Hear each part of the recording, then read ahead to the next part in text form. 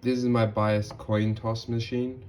So in terms of overall breadboard layout, I have two breadboards, but the positives and negative rails are connected. So this first part of my circuit is the clock section. Now, this button right here is the output of that button is connected to the flip-flop with a pull-down resistor. So that means that there's going to be no floating input into the flip-flop. That's always going to be either grounded or positive. So when that button is pushed, there'll be no, when that button is pushed, it will allow the IC to receive the clock input.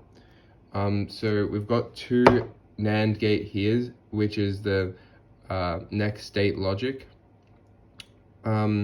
And these big wires coming over the top are from the state, which is stored by the flip-flop, and they go all the way to the output logic here. So this is the circuit in operation. Now, heads doesn't appear often, but if I click this button here to remove the bias,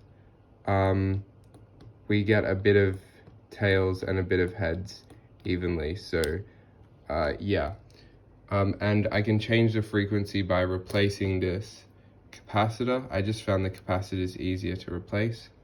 So right now we can see it changing, and it only spends a short amount of time in heads, but if I press the button, it spends an even amount of time in each. So that's when it's pressed, and then when I release it, it only spends a short amount of time.